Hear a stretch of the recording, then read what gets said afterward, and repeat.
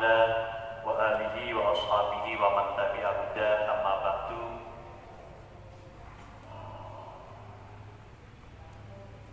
Jamaah rahimakumullah, marilah kita bersama-sama memanjatkan syukur kehadirat Allah Subhanahu wa taala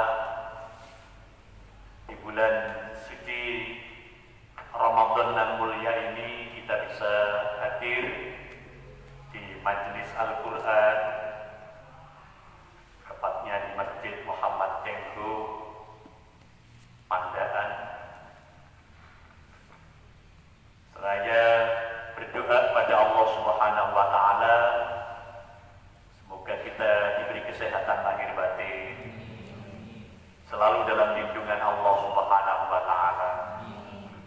Yang dalam kondisi sakit, semua semoga disembuhkan oleh Allah Subhanahu wa taala, dan Allah segera angkat virus corona dari lingkungan kita, daerah kita, negeri ini dan negeri-negeri di dunia dengan berkah bacaan Al-Qur'an.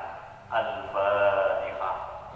A'udzubillahi minasyaitonir rajim. Bismillahirrahmanirrahim. Alhamdulillahirabbil alamin. Arrahmanir rahim. Maliki yaumiddin. Iyyaka na'budu wa iyyaka nasta'in. Ihdinas mustaqim. Shiratal ladzina an'amta 'alaihim ghairil maghdubi 'alaihim waladdallin.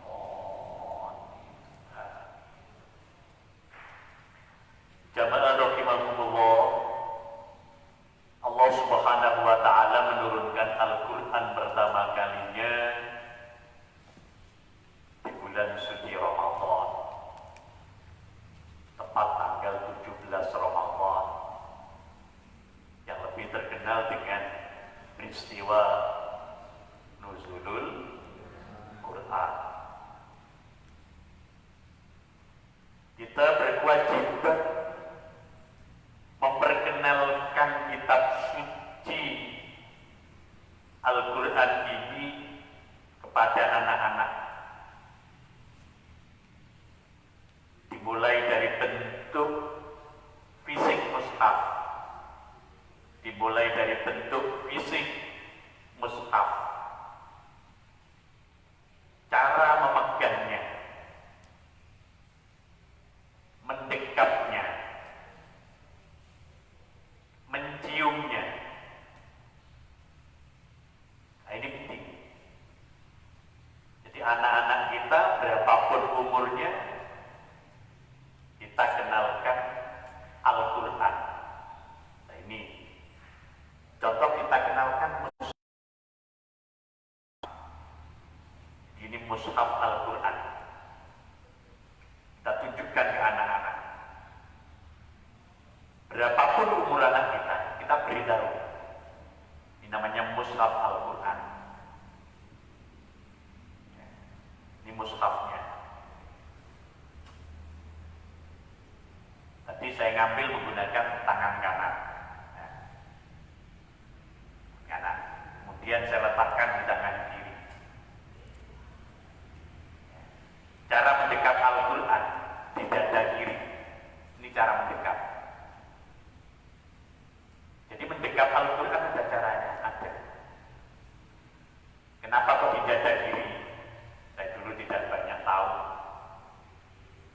tidak begitu paham, tapi oleh guru-guru kami diberi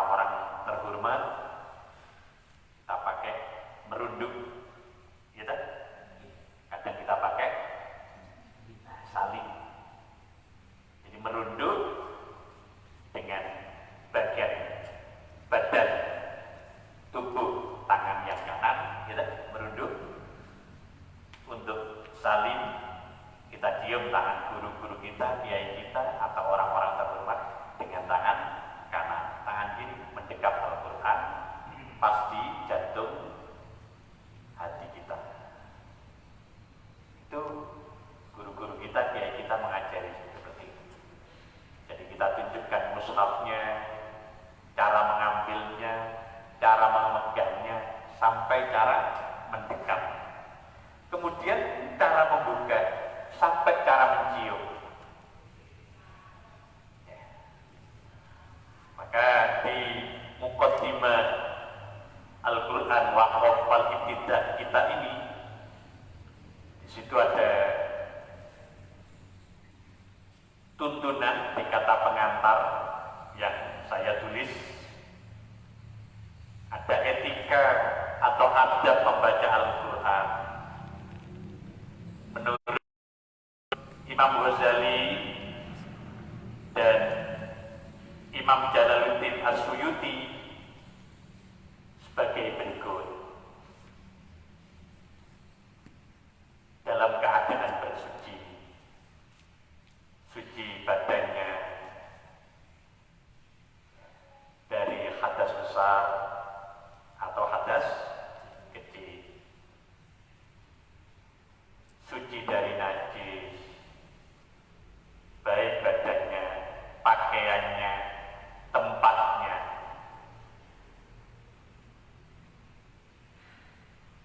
Kemudian berwudu terlebih dahulu.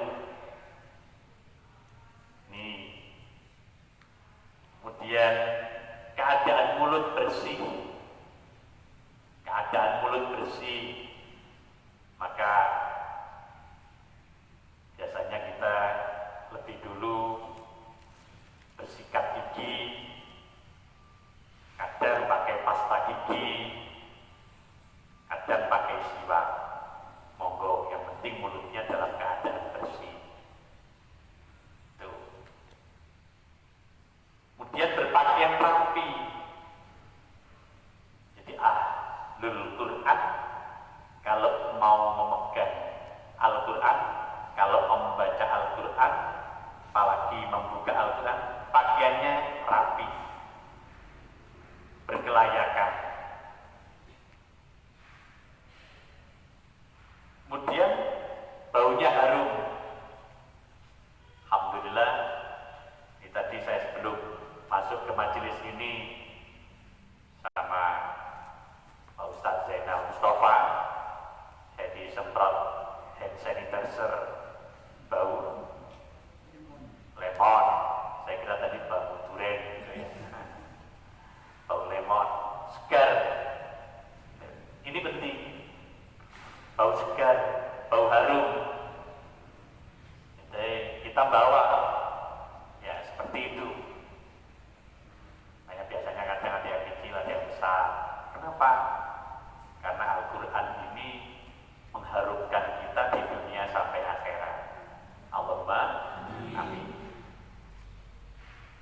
Kemudian mengambil Al-Quran dengan tangan kanan seperti tadi.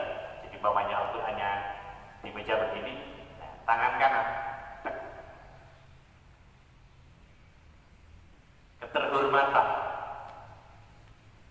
Kalau memang yang dipunyai dua tangan, tangan kanan dia punyai. Kalau yang dipunyai hanya tangan kiri, ya boleh jadi. Mungkin ada orang yang hanya punya tangan kiri, ya monggo.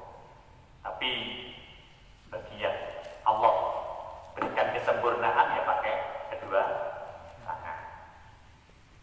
Kemudian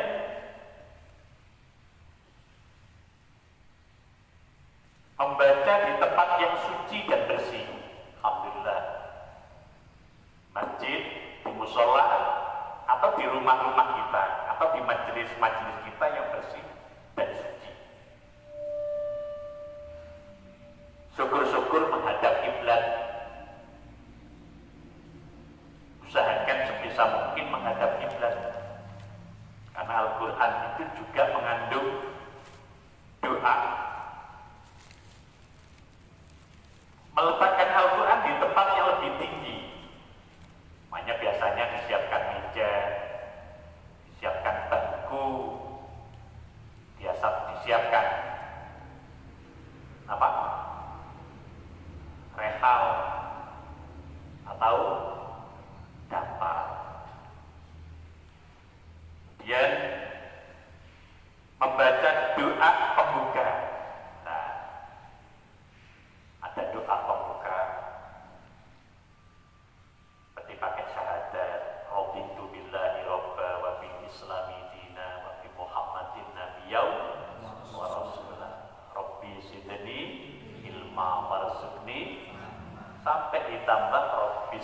rabbi wa yassirli ila akhir, sampai pada doa yang diajarkan oleh cucu Nabi sallallahu alaihi wasallam, Allahumma inni asyhadu anna hadza kitabun al-munzalu min 'indika ala rasulik ila akhir. Hafal tak? Kalau nggak hafal baca. Kita punya doa-doanya. Nah, nanti kalau nggak punya didikte, apa?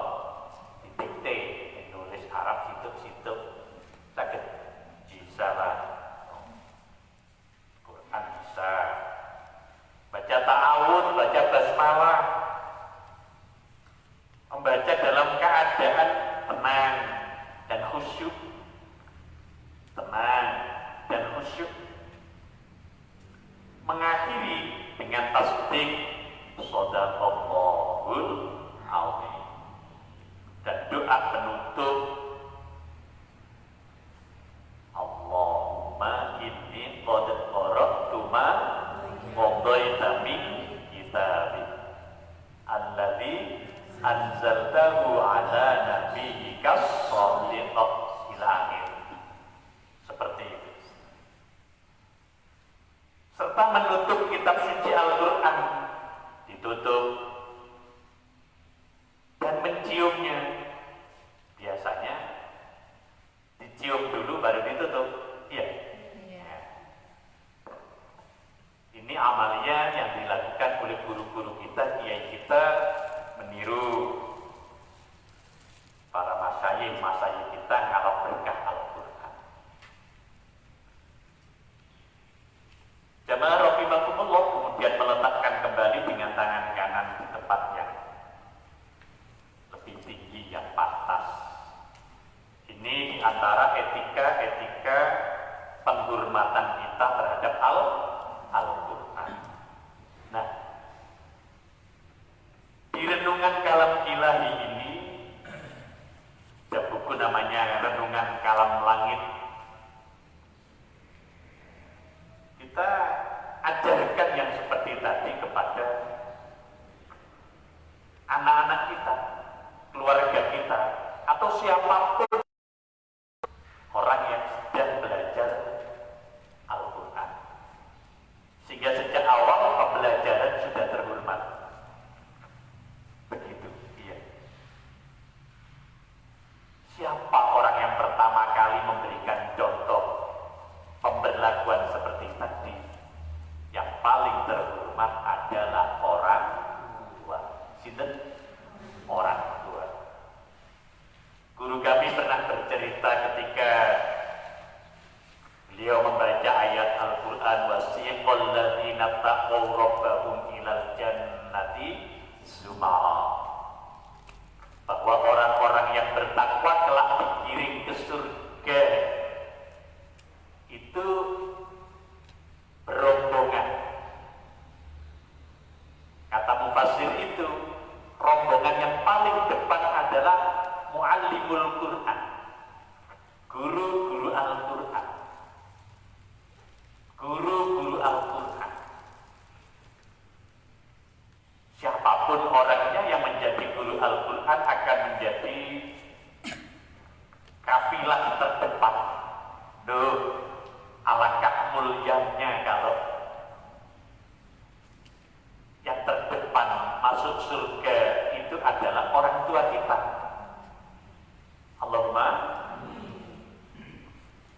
Kalau yang terdepan itu adalah gurunya anak-anak kita, yakni kita, maka saya panjenengan berusaha jadi guru Al-Quran dari anak-anak kita. Usahakan.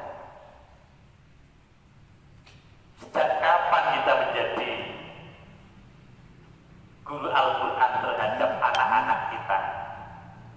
Nah, dulu kita punya metode pembelajaran, cara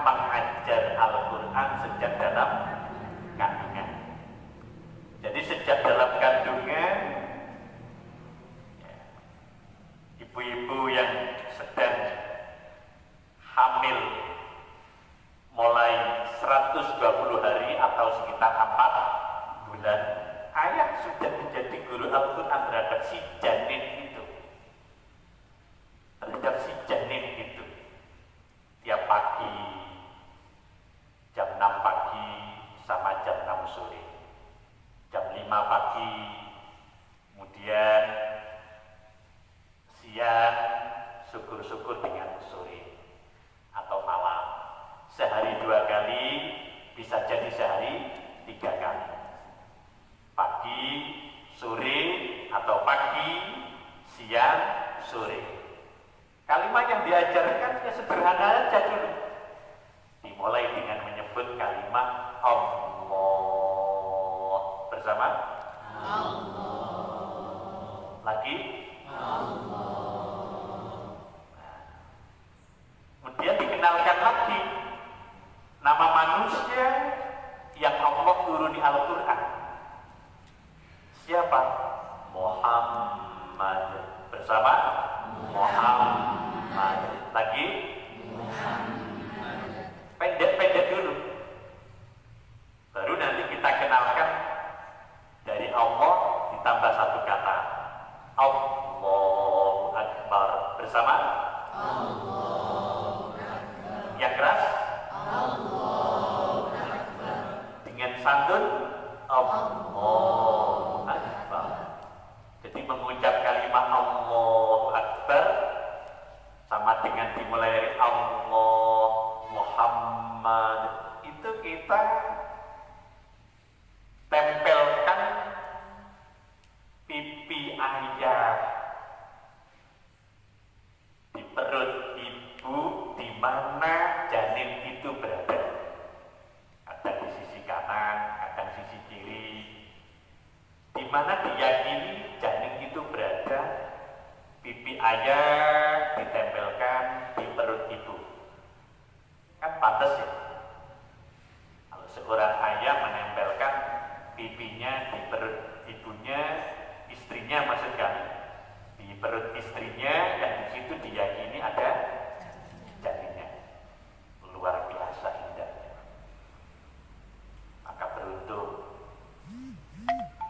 ibu-ibu yang hamil, suaminya setia, sering dijumpai, sering didampingi, bahkan menjadi guru pertama bagi janin itu. Terus sampai janin itu 5 bulan, 6 bulan, 7 bulan sampai lahir. Terus ada tuntunan kalimat-kalimat itu sampai anak ini bayi. Ada pembelajaran Al-Quran untuk bayi. Masuk ke balita. Bayi bawah 3 tahun. Kemudian naik balita. Bayi umur di bawah 5 tahun. Kalau sudah 5 tahun, biasanya sudah kita ajari dengan cara umumnya belajar ke anak-anak. Walaupun itu disebut dengan pra-TK, ya, iya, atau apa, pra-RA, ya kita ajari. Dan alhamdulillah ada yang 5 tahun, 6 tahun, 7 tahun, 9 tahun, ada yang sudah ikut munaqashah pakai jasa. Dan saya yakin para ustadzah yang hadir maupun yang di rumah, yakinkan panjenenganlah orang-orang mulia itu yang akan menjadi guru pertama bagi anak-anak kita dan akan dikirim menjadi orang perdana masuk surganya Allah Subhanahu wa Ta'ala. Pantas Nabi mulia menyebut khairukum man ta'allamal Qur'ana wa 'allama. Sebaik-baik kalian adalah yang belajar dan mengajarkan Al-Quran. Demikian pembelajaran pengajian kuliah kita hari ini. Semoga kita digolongkan pecinta Al-Quran, Ahlul Quran. Mari kita bersama doa senandung Al-Quran. Allahumma hamna bil Quran waj'alhu lana imaman wa nuran